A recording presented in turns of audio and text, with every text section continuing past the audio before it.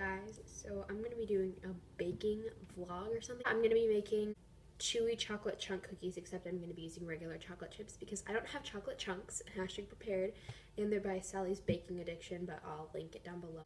So first you mix together the dry ingredients. I'm going to be using this bowl. You need flour, and it says to sift it, but no thanks. You need 2 1/4 cups, and I'm going to be using this thing that probably still has flour in it from the last time I baked, but you know, don't really care enough. And I don't really love it. I just kind of push it up against the pad. Then you need baking soda.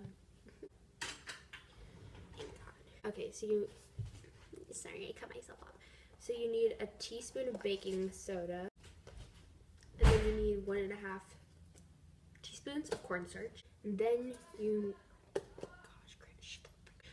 if you hear yelling, it's because my brother's playing Fortnite. Then you need 1/2 teaspoon of salt. That's a whole lot of sodium. Be careful, kids, that's a whole lot of sodium. So I'm gonna be using a whisk to whisk it all together. Usually I just use like one of these. Just got flour all over my new laptop. Love that for me. Usually I use one of those, but it never ends well, so I'm just gonna use a whisk. Just spilled flour on the floor. You set that aside. Okay, and then you need to melt 1.5 sticks of butter. Don't know why it's not a full stick, but we're just gonna go with it. And I'm going to cut them up into little pieces so I can like put a plate over it so it doesn't splatter all over my microwave, because that's happened before and it's not very fun to clean up. You know, I have a lot of tips because I'm a seasoned baker. So once you have your butter and it looks something like this, you're gonna microwave it, and I'll put a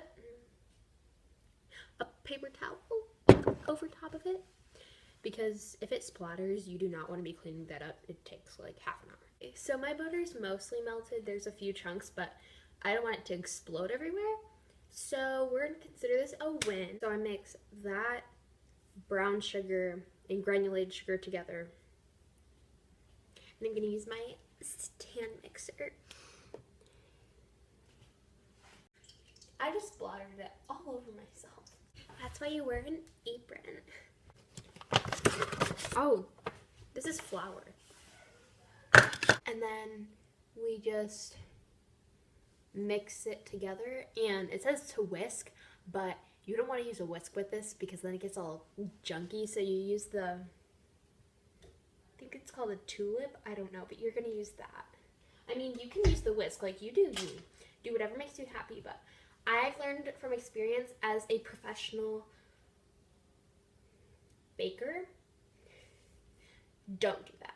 You're gonna take an egg and an egg yolk at room temperature, but I didn't read that ahead of time, so we're just gonna live on the edge.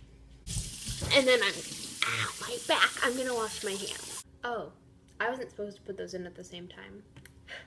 Then you whisk that, and then to that you're gonna add 2 teaspoons of vanilla extract, pure vanilla extract, because we're bougie in the Lewis household. Then you whisk that together, and then it says to mix the wet ingredients into the dry ingredients, but I don't feel like mixing that myself with my own hands because that's too much work. So we're just gonna not listen, do as I say, not as I do, do the right thing.